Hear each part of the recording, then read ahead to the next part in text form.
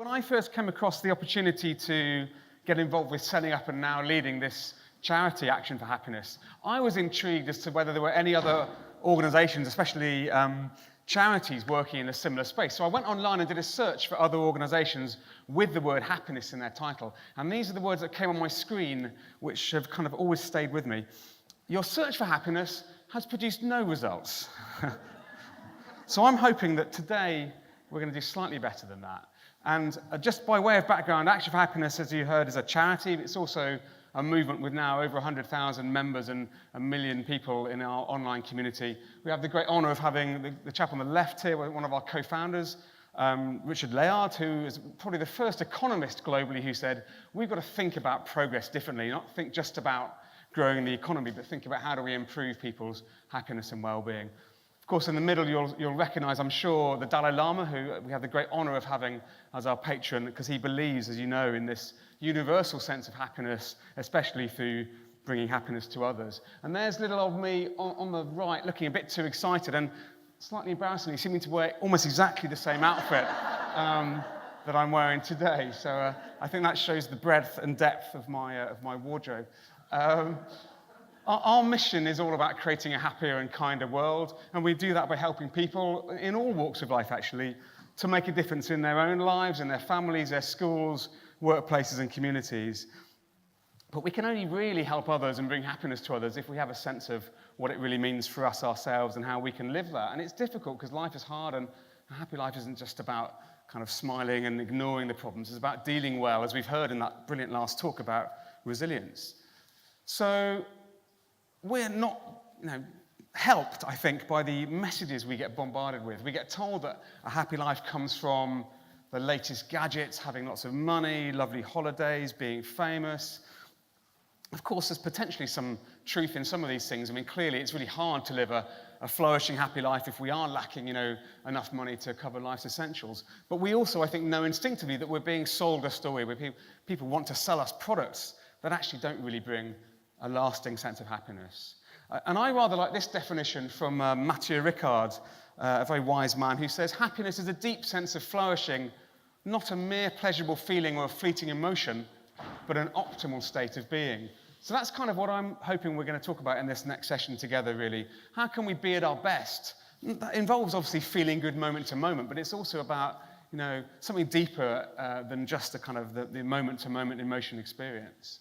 So I wanted to start with a question for all of you, really, which is, in your own experience, in your personal life, when you look at your loved ones, when you look at your colleagues and friends, what is it you think that really makes people happy?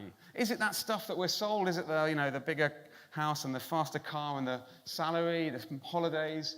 Or is it something else? What is it you think is kind of perhaps a more authentic view of what really contributes to a happy life? People who are happy are on average, and of course, everyone's different, on average are healthier, about half as likely to get a cold when exposed to the cold virus, about half as likely to experience a major cardiovascular incident over a given time period as people with sort of lower psychological well-being, achieve more at school and work, more productive and creative, better relationships, that came up, coping better with problems. Somehow, we sometimes think of people who are kind of constructive and happy and positive as being maybe a little bit likely to be thrown when difficult times come up, as they inevitably will. But in fact, actually, as I think we heard in that last session, that a kind of certain outlooks and positivity styles are actually incredibly good for our resilience. More likely to help others. So rather than happiness being a self-centered thing, actually, it's the opposite. People who are in a good psychological state are more likely to be generous, to get involved in their communities. And then, perhaps most controversially of all, in terms of the health claims, there's quite a lot of evidence that people who are happier live longer. Has anyone here ever come across the Milwaukee Nuns study? Maybe one or two. It's quite an unusual thing, and you might wonder why on earth I'm talking about nuns. But in the 1920s, a group of young women, sort of around 1920, were about to begin their life as a nun in a convent, and they were asked to write journal entries about their expectations for their life to come. And many, many decades later, scientists had a chance to look at these journal entries. And one of the things they did was to sort of classify the outlook of these women as being either very optimistic, kind of neutral, or actually quite sort of downbeat about what might be about to come. And what they were then able to do was to then follow these women through their lives and see what happened. And of course, nuns have a very similar dietary habits, lifestyle habits, so all the other noise of life is sort of taken away. So the results are quite startling, and they also allow me to show definitely the daftest graph I have ever created, which is that when you look at how many of these nuns were still alive, like 60 years plus later, of those that have been least happy in their sort of early 20s, only about a third of them were still alive. Of the ones that have been most upbeat, 65 years earlier, 90% of them were still alive. Now, scientists in the room would rightly question me and say, well, that doesn't prove causation. Obviously, there could be other things going on, but there's clearly some major relationship between our outlook and our sort of state of mind and our health and longevity. But all of this is faintly unhelpful and, in fact, perhaps even rather depressing if there's nothing we can do about it. So, by show of hands, who here thinks that there is something we can do to change our happiness, that you can actually affect how happy you are?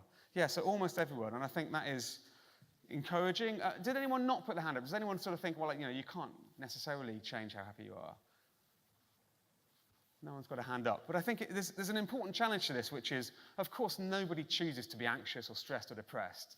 There are many biological, genetic, and environmental reasons why we may be really unhappy, and that's real, and you can't wish yourself out of that. So although you're absolutely right, what you've said is backed up by the science, we need to be cautious with it because, of course, you can't just wish yourself happier, especially if you're dealing with major mental health challenges or in a really, really difficult situation in the environment you're in.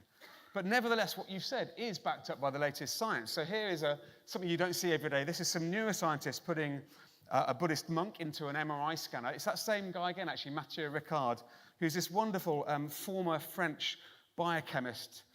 Well, he's still French, but former biochemist who left that world of science to then become a monk and has worked for many years as a translator and assistant to the Dalai Lama. But the reason they're interested in him is because when you put him into an MRI scanner and you look at these areas of activity in the prefrontal cortex associated with positive and negative sort of emotional states, Mathieu, when he practices his meditation he's been doing for decades, especially his loving kindness meditation, which is about compassion for self and for others, he's sort of off the chart in terms of being able to cultivate some of those positive feelings and actually be able to cope much better than most of us with sort of stressful images and stressful situations. Now, we can't all train to be Buddhist monks, nor would we necessarily want to spend, years and years meditating. But there's something really important here that he's demonstrating, which is that the way we choose to use our minds doesn't just change how we feel, it can actually change the structure of our brains through something called neuroplasticity, the ability, even as adults, that we have to change the way our brains work through the things we focus on. So the rest of my talk today is really going to say, what is it we can focus on that's within our control that really does make a difference? We're all kind of searching for the secret of happiness, and I rather like this this image of a poster where somebody's clearly found the secret of happiness and thought, well, I'm not going to share that with anyone, and they've sort of ripped it off to take home. And this is the framework that was the title of this talk, actually, 10 Keys to Happier Living. It's not a 10 commandments. You won't look at this list and think, oh, I'd never thought of that. But it is stuff that all comes from the latest research, and these are all factors that are within our control and really do make a big difference to our psychological well-being. So giving, we know that when we do things for others, it's not just hopefully good for them, it's also really good for our own happiness. Being kind is a wonderful way to also lift your own mood.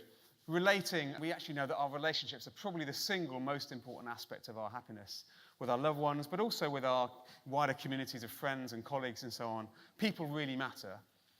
Exercising, although we tend to think of exercise as being great for our physical health, which it is, it's also brilliant for our minds and our moods. It's as good a sort of alleviation for sort of depression as antidepressants in many cases. So getting up, being active is wonderful for our happiness and well-being. Awareness, I'm going to come on and say a bit more about this, but this idea of living mindfully and trying out. We know that learning through life is really, really important for our well-being, not just in an academic or sort of career sense, but actually trying new things, whether that's joining a choir or a walking club or taking up a new hobby or whatever it is, but just pushing our boundaries and trying new things is a wonderful contributor. So those first 5 spell the word great. They're kind of things we can do in our day-to-day lives. The second 5 are perhaps a little bit more about our approach to life, a bit sort of bigger and richer and deeper in some ways. Direction is about having goals, both long-term things we're working towards, but also recognizing that even day-to-day progress, sort of feeling a sense of accomplishment really matters. Resilience, we've heard a lot about already. I'm going to say a little bit more about that later on, but I think we've already had a great thought-provoking piece on resilience. Emotions, I'm going to also say a little bit more about this. How can we cultivate a bit more of that energy we just experienced in the room there? Acceptance is about being comfortable with who we are, and this is particularly hard in the social media world where we are constantly comparing our kind of behind-the-scenes footage with other people's show reels of what their perfected Photoshop lives look like. It isn't really very helpful. So, being at peace with who we really are is very easy to say, but quite hard to do, but vitally important. And then finally, meaning, that sense of being part of something bigger than ourselves. That might be our religious faith, it might be a project we're involved in, or a kind of connection to the natural world or loved ones, whatever it is, but that getting out of ourselves is so important for our happiness. So when you look at that list, I'm sure you won't see anything that you'd never thought of before, and you might recognize lots of things you already do, maybe some areas where you'd like to do more. As I say, it's not a 10 Commandments, but it is stuff that really does make a difference, and we've been delighted to see this framework used in schools and organizations and all kinds of places now. There's books, posters, and all kinds of supporting apps and calendars and things to help if you'd like to do more. So for the remainder of my limited time with you today, I'm just going to touch on 3 of those keys in a little bit more detail and look at something practical we can do. And the first is this idea of awareness and living life mindfully. And this is particularly important in the modern world where we're so often doing this. We're not present, we're not connecting with people around us, we're sort of staring at screens, we're bombarded with other people's expectations of us. Does anyone here, I think there was a question earlier about who does mindfulness or meditation. Can you just remind me who? So quite a lot of us do that as part of a regular practice. Now, I'm not a trained mindfulness teacher, but I have been practicing it for about 15 years now. And if you'd be willing, I'd like just to for us to take a minute or so just to kind of try experiencing that day of mindfulness, and particularly an angle I find so helpful thinking about this in terms of how we pay attention. Not so much about sitting down and meditating every day, but it's just thinking about this unique faculty we all have to choose what our attention is focused on. So the way I think I might start this is to say, I'm going to count down 3, 2, 1, and then I'd like us all to clap together quite firmly, 1, 2, 3, and then hold your hands out about this kind of far apart, like you're holding a football or something. So I'm going to count 3, 2, 1, then we'll clap, okay? 3, 2, 1, 1, 2, 3. And now, without looking at your hands necessarily, just kind of place your attention into your hands and notice how they're feeling. And you might notice that they're tingling because of what we've just done, or a sense of warmth or coldness. But just notice you've got that ability to place your attention into your hands and notice how they feel. And now we're going to zoom around with our attention. Let's zoom it to the very tip of our left little finger. And just notice how that particular part of your body feels right now.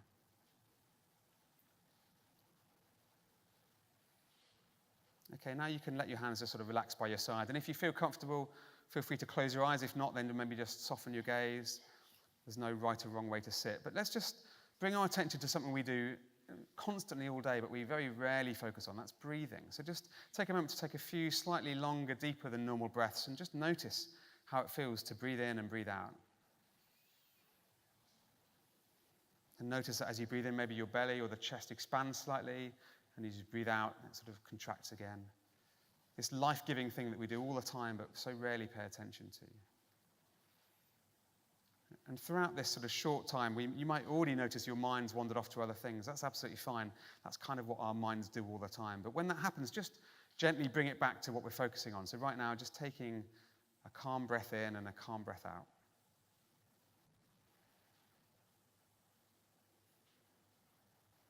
And now let's bring our attention to our bodies. Notice how it feels to sit in your chair.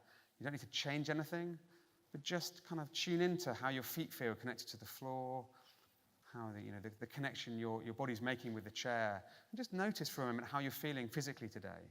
There's no right or wrong answer, but how are you right now?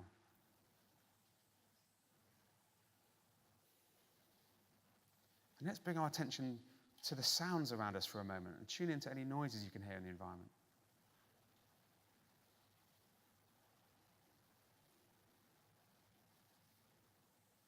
We have this amazing ability to place our attention on specific things. So now I'd like us to turn to what I sometimes call the weather pattern. How are you feeling today? Just take a moment to notice your feelings. You might have had a really difficult and challenging last 24 hours, or you might be feeling really glad to be here, for example. Whatever it is, again, there's no right or wrong answer, but just notice how you feel today, right here, right now.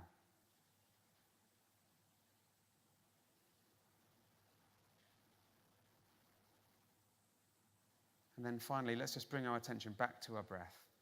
Just take a few more nice, calm, relaxing breaths in and out, and just notice how that feels.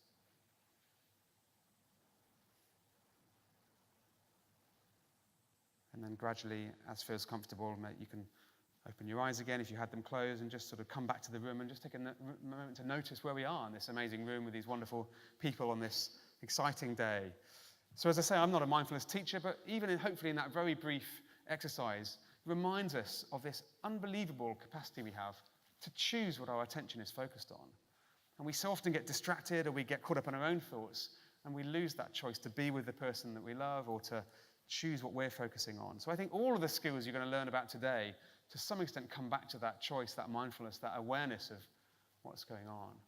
If you haven't ever tried this before and would like to, I do like recommending Headspace, who we have a connection with, but they, particularly because they've got a brilliantly designed app to help you meditate, but they also have a great free program, so whoever you are, whatever you do, you can download this and do a great sort of set of initial days of meditation. We, as a charity, they also very generously give free subscriptions to us, so if any of you did those 10 days and really wanted to take that further, we might be able to give away a free subscription to the full year of Headspace, amazing content. So if that's of interest and you have tried out the free version, then do get in touch with me via our Action for Happiness website afterwards. The next key I wanted to move on to is emotions, and this ability we have, again, to use that choice, that awareness, to perhaps shift our focus. And the reason this matters is we have a very, very real bias in us called the negativity bias, which is there for very good reasons. Had our ancestors been on the savannah and heard a rustle in the bushes and thought, nah, it's probably not a saber-toothed tiger, I'll be fine, we would never have survived as a species. We're wired to think about what might go wrong, to be on the lookout for danger, really helpful, but the problem is we're stuck in that mode the whole time. We're very good at seeing what's wrong, worrying about things, and of course we're bombarded with the media. There's constant negative news and fear and all the rest of it. And so we sort of see life as being more threatening and more negative than it really is. And there's a brilliant way we can reset that, not by ignoring what's wrong, but by also looking at what's right. So I'd like us to just very briefly do this exercise, and many of you may have tried something similar before. I'd like you to think about roughly the last 24 hours of your life or so, the last day or so of time, and just try and think of one, definitely, but ideally 3 things that you feel good about over the last day or so. It could be a major family milestone or a work achievement, or it could be a tiny thing like a friendly conversation, the fact that you're here today, the fact the sun's shining, whatever it might be. But I'd like you to try and think of, and if you can, if you want to, note down maybe at least one thing that you feel grateful for. Because even on difficult days, there are still so many things that we can potentially feel grateful for and may sometimes take for granted. The fact that I woke up this morning and my eyes were working and my liver was still functioning. It's like, I wouldn't normally stop and appreciate that. So take a few seconds just to reflect on your last sort of 24 hours or so. Try and think of at least one thing that you feel to yourself is a thing that you're grateful for. For how many of you is that something you do regularly, that you stop and really consciously think about what's been going well and maybe write it down and note it? So that's great. So maybe about a quarter, maybe even a third of people in the room already do that. That's a lot higher than an average audience I would speak to, I would say. I was with 650 NHS staff just a couple of days ago, and I think about 4 of them put their hands up. It's like, oh my goodness, you guys do amazing things for others and yourselves. So that's interesting. Even in this room that's chosen to come here, the majority of us don't do this regularly. And yet we do spend a lot of time worrying about what's wrong. It's not about forgetting the problems in our lives. It's about also tuning in to what's going well. I was really skeptical about this. It's often described as keeping a gratitude journal. And as a skeptical British male, I did not think that was something I would ever do. But I did start doing it. And in fact, to this day, I still regularly do this almost every day. At the end of the day, stop and write down things that have gone well. And it's had a really profound impact on my life, especially when I'm feeling under pressure and stressed, to sort of recognize that I have so much to be grateful for, and I'm sometimes taking things out of context. And so this is backed up by research, a proper randomized placebo-controlled study like you might do for a medical drug that asks people to do this just for 1 week every night. They found that for the full 6 months they were monitoring people, an incredible drop off in depressive symptoms and increase in happiness.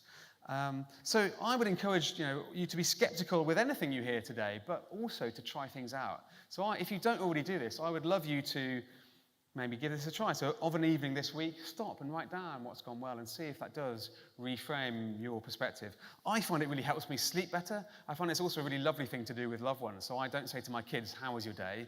I say to my kids, hey, what was good today? And it really changes that interaction. It also reminds me of one of my favorite quotes, enjoy the little things, because one day you may look back and realize they were the big things. And I think there's a lot of wisdom in that. So often we're rushing around chasing the big stuff that we miss those little moments to be grateful for.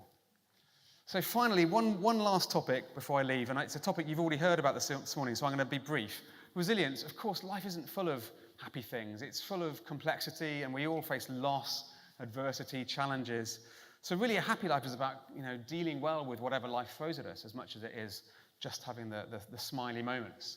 And of course, we all face these challenges, and especially in the modern world, it feels like we're under more pressure than ever before. Does anyone here know the basics of cognitive behavioural therapy or has had CBT in some way? So a few of you. I'm stealing here a framework that I find really helpful that's at the heart of CBT. It actually comes back to ancient Greek philosophy in many ways, and I think is a skill that every child should be taught in school. All of us should learn as a life skill. And it's described in the most simple way through an ABC model, where A is adversity. This is something that goes wrong in our lives, a problem, an argument, an angry word, a frustrating project. And C is the consequences. It's how we feel and what we do. We say, she's making me so angry, or this project is driving me mad. And we think that the adversity triggers those things directly, but actually what's in between them is the B, the beliefs, or the assumptions, or the kind of underlying thoughts that drive our feelings and our behaviors. So instead of she's making me so mad, it's actually the way I've chosen to interpret her behavior is making me really mad. And that's subtly different. It might be that being angry is exactly the right response to what this person is doing, but I have a choice. I don't necessarily need to get caught up in that reaction. So the real trick here is to say, whenever you experience a really extreme emotional reaction, real sense of anger or fear or upset, to sort of tune into what are the assumptions I'm making here about the other person's behavior? Is it really the best and most appropriate response to be angry right now? Or am I actually playing a loop of you're never good enough, you're always a failure in my head? So actually being able to disconnect ourselves from the immediate kind of emotional reaction and recognizing that we have a choice. I think best shown by this guy. Has anyone read Man's Search for Meaning by Viktor Frankl? Incredible book. Viktor Frankl was in Auschwitz in a concentration camp in the worst situation ever. And yet he, I won't say thrived, but survived and was a huge positive influence, not only on others there, but on the guards as well. And he said this, everything can be taken from a man or indeed a woman, but one thing, the last of the human freedoms, to choose one's attitude in any given set of circumstances. And I think we all have this choice when we're in that difficult argument or that stressful situation that we have a choice over how we react. We can't control the other person, but we can control our response. And that reminds me of this poster that we have that's always incredibly popular. If you can't change it, you might actually be able to change the way you think about it, and that could be, in many ways, as helpful. So that's a very brief skim through some of the 10 keys to happier living. I think you've got postcards available in your pack, all kinds of resources online if you'd like to find out more. If I had to paraphrase it might be this bit of graffiti I rather like, the best things in life aren't things. And I think if I was to sort of say what the best things in life are, it would be that word that a lady said here, I think, about connection.